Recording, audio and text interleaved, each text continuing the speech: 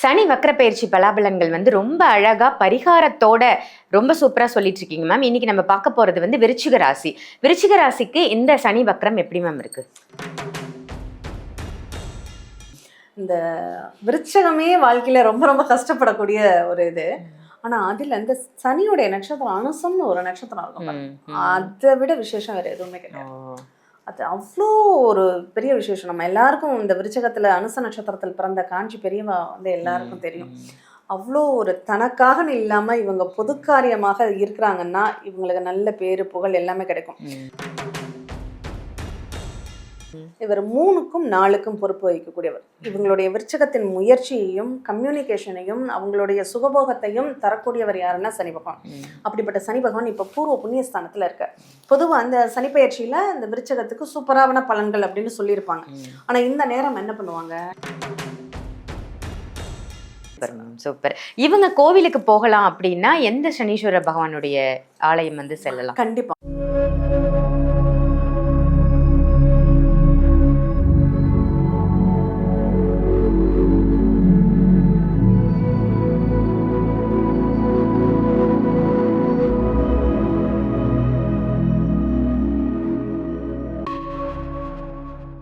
ஆன்மீக பரிகார நேயர்கள் அனைவருக்கும் அன்பான வணக்கங்கள். இன்னைக்கு நம்ம யாரை சந்திக்க போறோம் அப்படின்னு பாத்தீங்கன்னா, இவங்க வந்து ஏஎல்பி அஸ்ட்ராலஜர் மட்டும் இல்லைங்க, ஜோதிடத்துறையில் வல்லுனர் அப்படின்னு இவங்கள சொல்லலாம். அனைவருக்கும் ஜோதிடம் கற்றுக் கொடுக்கக்கூடிய ஜோதிட ஆசிரியர் அப்படின்னு சொல்லலாம். எல்லாருக்கும் ஆசானா இருக்கக்கூடிய ஒரு அற்புதமான நபரை தான் நாம இன்னைக்கு சந்திக்க போறோம். உங்களுக்கும் ஜோதிடம் கத்துக்கணும், எனக்கு ஜாதகம் பார்க்கணும், வெளியில பார்க்கலனாலும் பரவாயில்ல, எனக்கு மட்டுமாவது என் குடும்பத்திற்கு மட்டுமாவது ஜாதகம் பார்க்கணும் அப்படின்னு நினைச்சா மேடம் கிட்ட அப்பாயின்மெண்ட் வாங்கி அவங்களோட கிளாஸ்ல நீங்க ஜாயின் பண்ணுங்க. ரொம்ப அழகா ஏஎல்பி ஜோதிடத்தை பத்தி உங்களுக்கு தெளிவா எக்ஸ்பிளைன் பண்ணி ரொம்ப அருமையா உங்களுக்கு ஜாதகம் பார்க்க கத்து கொடுத்துருவாங்க. ஸோ ஜாதகம் பார்க்கணும்னா கண்டிப்பா நீங்க மேடமை தொடர்பு கொள்ளலாம். மேடம் யாரு அப்படின்னு தானே யோசிக்கிறீங்க? வேற யாருமே இல்லைங்க, ஏஎல்பி அஸ்ட்ராலஜர் சாந்தி தேவி ராஜேஷ்குமார். மேடமை சந்திச்சு இன்னைக்கான பயிற்சி பலாபலன்கள் என்ன தெரிஞ்சுக்க போறோம் அப்படின்றத அவங்க கிட்டே கேட்டு தெரிஞ்சுக்கலாம் வாங்க. வணக்கம் மேம். ஆன்மீக பரிகார நேயர்கள் அனைவருக்கும் வணக்கம். இந்த நாள் இனிய நாளாக அமைய வாழ்த்துக்கள். எப்படி இருக்கீங்க? நல்லா இருக்கேன். நீங்க எப்படி இருக்கீங்க? ரொம்ப நல்லா இருக்கேன் மேம். ரொம்ப சிறப்பு உங்களை சந்திச்சதுல. ஆன்மீக பரிகாரத்துக்கு நான் உங்களை வரவேற்கிறேன். ரொம்ப அழகா வாழ்வியல் பரிகாரங்களும் சரி, இல்ல மக்களுக்கு கொண்டு போய் சேர்க்கிற மாதிரி நிறைய நல்ல விஷயங்கள் வந்து நீங்க தொடர்ந்து சொல்லிட்டு வரீங்க. ஏஎல்பி அஸ்ட்ராலஜி மூலமா நிறைய பேருக்கு வந்து நீங்க ஜாதகம் பார்க்க கூட கத்து கொடுத்துருக்கீங்க. ரொம்ப சந்தோஷமா இருக்கு. ஏஎல்பி அஸ்ட்ராலஜி கத்துக்கிறதால என்ன மேம் பலன்? ஒரு சின்ன 2 லைன்ல சொல்லுங்களேன். கண்டிப்பா. இப்போ நமக்கு ஒரு தேவை அப்படின்னா ஒரு ஜோதிடர்கிட்ட போகிறோம். அவர் நம்மளை சாட்டிஸ்ஃபேக்ஷன் ஆகிறதுக்காக நீங்கள் ஆகான் இருக்கீங்க, ஓகோன் இருக்கீங்க, உங்களுக்கு நிறைய யோக பலன்கள் வரும்னு சொல்லலாம்.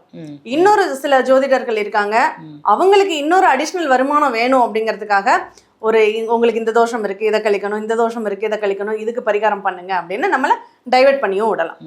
இது எது உண்மை அப்படின்னு தெரியாம நிறைய பணத்தை தொலைத்தவர்கள் நிறைய பேர் இருக்காங்க. அதுல தோத்து போயிட்டு நம்ம கிட்ட வந்து ஜாதகம் படிச்சு இன்னைக்கு ரொம்ப ஃபேமஸான அஸ்ட்ராலஜரா இருக்கக்கூடிய நிறைய பேரை அவங்களுக்கு நான் கை காட்ட முடியும். ஏன்னா அந்த அளவுக்கு இருக்காங்க.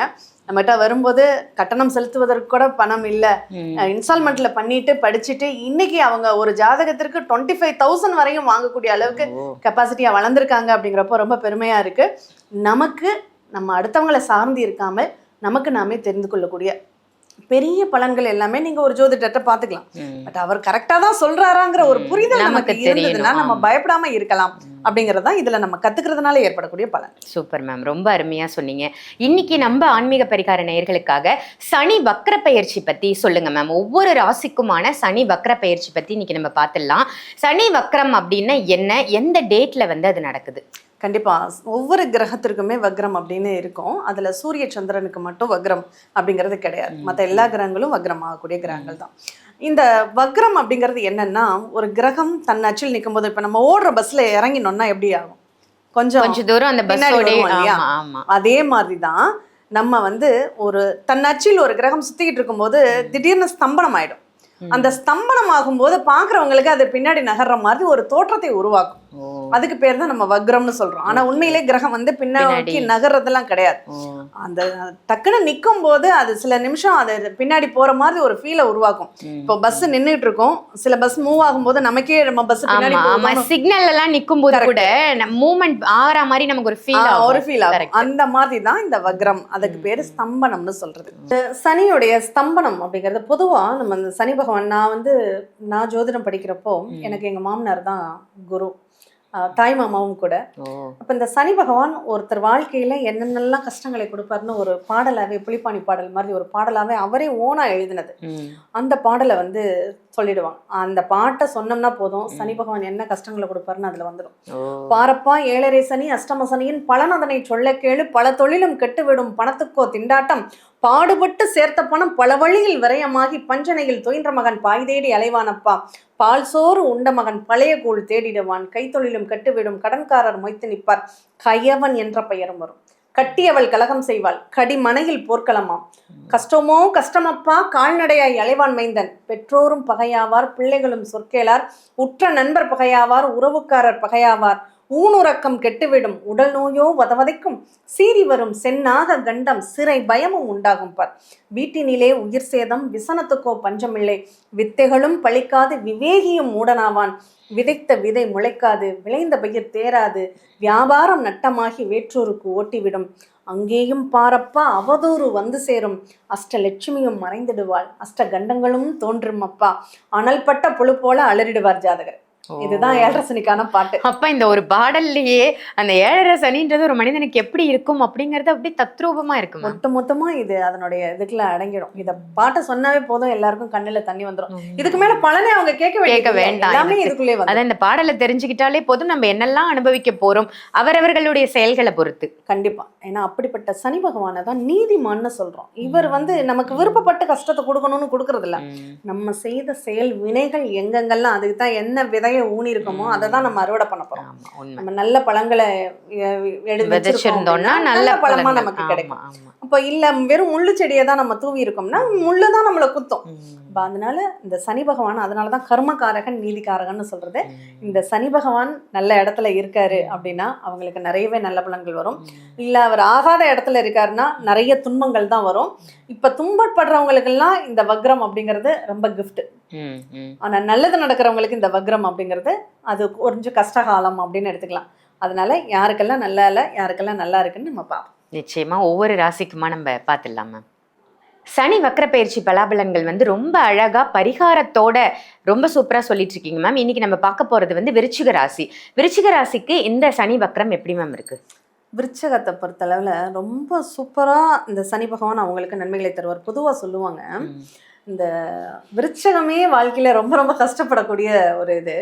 ஆனா அதுல இந்த சனியுடைய நட்சத்திரம் அனுசம்னு ஒரு நட்சத்திரம் இருக்கும், அதை விட விசேஷம் வேற எதுவுமே கிடையாது.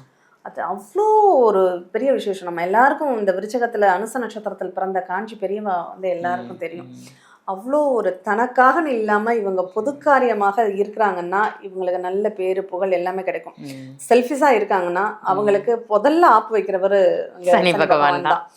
இவர் 3க்கும் 4க்கும் பொறுப்பு வகிக்கக்கூடியவர். இவங்களுடைய விருச்சகத்தின் முயற்சியையும் கம்யூனிகேஷனையும் அவங்களுடைய சுகபோகத்தையும் தரக்கூடியவர் யாருன்னா சனி பகவான். அப்படிப்பட்ட சனி பகவான் இப்போ பூர்வ புண்ணியஸ்தானத்தில் இருக்க. பொதுவாக அந்த சனி பயிற்சியில் இந்த விருச்சகத்துக்கு சூப்பரான பலன்கள் அப்படின்னு சொல்லியிருப்பாங்க. ஆனால் இந்த நேரம் என்ன பண்ணுவாங்க, இவங்களுடைய தெரிஞ்சோ தெரியாமலோ இந்த வக்ர காலகட்டங்கள்ல பெரியவங்களுடைய ஆசீர்வாதத்தை வாங்காம விட்டுருவாங்க, குலதெய்வ கோயிலுக்கு போகாம விட்டுடுவாங்க.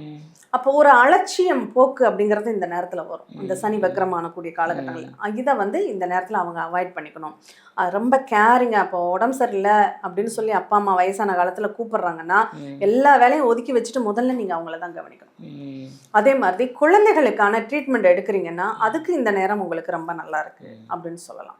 ஏன்னா இந்த காலகட்டங்கள் உங்களுக்கு இந்த வக்ர நிலை அப்படிங்கிறது உங்களுக்கு ஒரு விதத்துல பழச நினைச்சு பார்த்து அதை தப்பு கரெக்டு அனலைஸ் பண்ணி அதை சரி செய்வதற்கு ஒரு சந்தர்ப்பத்தை கொடுக்கக்கூடிய ஒரு நேரமாக இருக்கு அப்படின்னு சொல்லலாம்.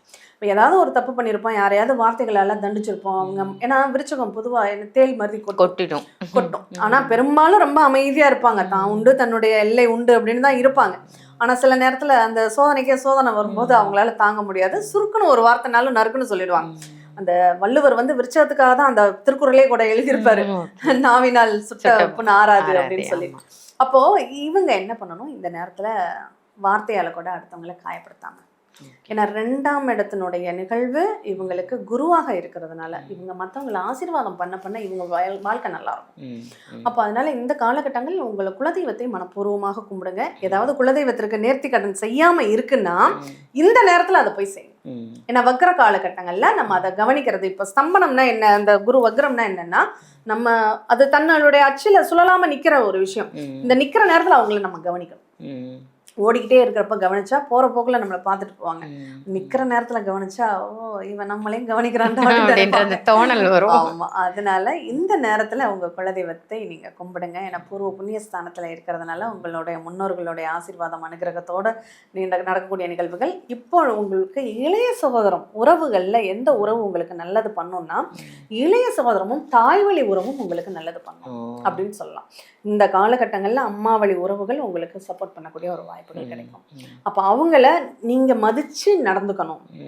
அவங்க வர்றாங்கன்னா ஆமா எப்போதுமே இல்லாத உறவு இப்ப என்ன புதுசா வருது சொல்லாதீங்க, இப்ப இந்த நேரம் பரவாயில்ல, இப்பவாது வந்தாங்களே நம்ம வீடு தேடி வந்திருக்காங்களே அப்படின்ற எண்ணம் வேணும். இப்போ உங்க கூட பிறந்த இளைய சகோதரர்களுக்கு ஏதாவது இப்ப முதல்ல எல்லாம் அந்த உறவுகளை சேர்ப்பதற்கான ஒவ்வொரு வழிபாடுகள் வரும். இந்த வருஷம் மஞ்சள் புடவை எடுத்து கொடுத்தா நல்லது, நிறைய பச்சை கலர் புடவை எவ்வளவு அப்படின்னு அந்த மாதிரி இந்த உறவுகளை வழிபடுத்துறதுக்கு இந்த காலகட்டங்கள்ல நீல கலர் புடவை எடுத்து கொடுத்து உங்க உறவை ஒரு புதுப்பிச்சுக்கலாம். இது வந்து நீங்க பெண்களுக்கு தான் பண்ணணுங்கிறது இல்ல, பெண்கள் உங்க சகோதரனுக்கு நீல கலர் சட்டை எடுத்து கொடுத்து சந்தோஷப்படுத்து.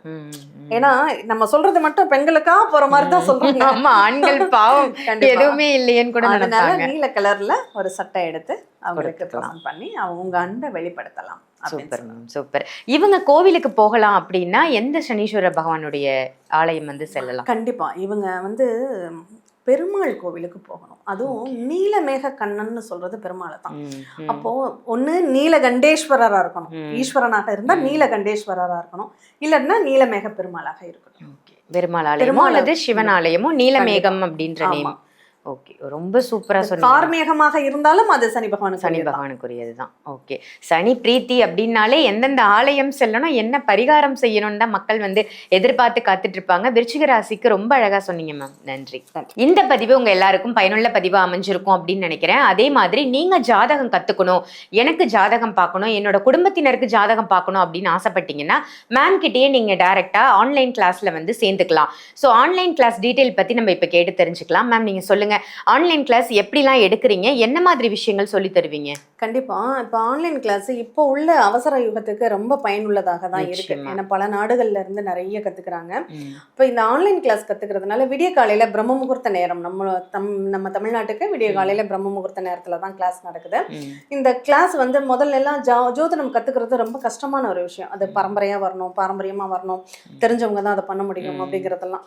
இப்போ அப்படி கிடையாது. இது வந்து ஒரு அடிப்படை வாழ்க்கை கல்வி. நம்ம எப்படி பாடத்திட்டம் படிக்கிறோமோ அதே மாதிரி இது நம்ம வாழ்க்கைக்கு. இப்போ +2 வரையும் நம்ம ஸ்கூல்ல படிக்கிறோம், என்ன கத்துக்க போறோம்?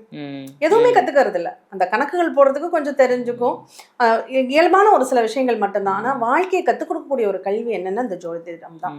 அப்ப இந்த ஜோதிடம் படிக்கிறதுனால நமக்கு அடுத்து என்ன பலன்கள் நடக்குது, எந்த கிரகம் என்ன மாதிரியான குணத்தோட இருக்கு, அது எப்படியெல்லாம் நம்மளை அப்ளை பண்ணுது. நம்ம ஒரு சில நேரத்துல கோவப்பட்டிருப்போம், ஒரு சில நேரத்துல சந்தோஷப்படுவோம். சந்தோஷப்படுறதுக்கு எந்த கிரகம் காரணமா இருக்கு, கோவப்படுறதுக்கு எந்த கிரகம் காரணமா இருக்கு. அடுத்தவங்க கோவப்படுறாங்கன்னா அவங்களுக்கு ஏதோ செவ்வாய் வேலை செய்தாட்டு இருக்கு, ரொம்ப கோவமா இருக்காங்க, ஒரு 10 நிமிஷம் போட்டோம். எந்த ஒரு உணர்ச்சிகளுமே 10 நிமிஷத்துக்கு மேல நிலைச்சு இருக்காது. அது அழுகையா இருந்தாலும் சரி, சந்தோஷமா இருந்தாலும் சரி, சிரிச்சுக்கிட்டே இருங்களேன். ஒரு 10 நிமிஷம் நீங்க சிரிச்சீங்கன்னா வயிற்று வலி வந்துடும், அதுக்கு மேல சிரிக்க முடியாது. அழுகையா இருந்தாலுமே 10 நிமிஷத்துக்கு மேல தேம முடியாது. அந்த மாதிரி அந்த நிகழ்வு ஒரு நம்ம ஏஎல்பி ஜோதிடத்துல அவ்வளோ ஒரு ஸ்பெசிபிக் இருக்கு. 10 நிமிஷம் அது என்ன உணர்வாக நமக்கு பிரதிபலிக்கும் அப்படிங்கிறது வரையும் நம்மளால துல்லிதமா தெரிஞ்சுக்க முடியும். இதை வந்து உங்க வாழ்க்கைக்கு பயன்படுத்தக்கூடிய ஒரு கல்வியாக, ஒரு மனிதர்களை புரிஞ்சுக்கிறதுக்கு ஒரு கல்வியாக நீங்க இதை எடுத்துக்க முடியும். அப்ப இதை படிக்கிறதுனா உங்களுக்கு விடிய காலையில நீங்க எதுவுமே தெரியல அப்படின்னாலும் ஒன்றும் பிரச்சனை இல்லை. நீங்க வகுப்புல ஜாயின் பண்ணணும்னா ஒரு 64 வீடியோஸ் உங்களுக்கு கொடுத்துரும். அந்த வீடியோவில் இந்த கிளாஸ்ல என்ன எடுக்க போறோம், நீங்க எதை தெரிஞ்சுக்கிட்டா உங்களுக்கு இந்த கிளாஸ் யூஸ்ஃபுல்லா இருக்கும் அப்படிங்கிற விளக்கங்கள் அதுல இருக்கும். அதை மட்டும் பார்த்துட்டு வந்துடுங்க. மற்றபடி ரொம்ப கணக்கு முறைகள் கிடையாது. அது ஃப்ரீ சாஃப்ட்வேர் ஏஎல்பி அஸ்ட்ராலஜின்னு கூகுள் பிளே ஸ்டோர்ல டைப் பண்ணீங்கன்னா ஃப்ரீ சாஃப்ட்வேரே இருக்கு. அந்த ஃப்ரீ சாஃப்ட்வேர்ல உங்க ஜாதக கட்டத்தை நீங்க போட்டு எடுத்துக்க முடியும். நம்ம எப்படி பலன் பார்க்கறதுங்கிறத மட்டும் தான் நம்ம வகுப்புல தெரிஞ்சுக்க போறோம். அது 1 மாசம் கிளாஸ் தான். 15 நாள் உங்களுக்கு சப்ஜெக்டா இருக்கும், 15 நாள் பிராக்டிகலா இருக்கும். உங்க ஜாதகத்தை, உங்க உறவுகள் ஜாதகத்தை நீங்களே போட்டு பலன் எடுக்கக்கூடிய ஒரு முறையும் உங்களுக்கு கற்றுக் கொடுத்துரும். Super ma'am. ஜாதகம் கத்துக்கிறது இவ்வளோ பெரிய விஷயமா அப்படின்றது இல்லாம எளிமையா கத்துக்கலாம், அதுவும் ஒரே மாதத்துல ஜாதகம் கத்துக்க முடியும் அப்படின்னு சொல்லியிருக்கீங்க.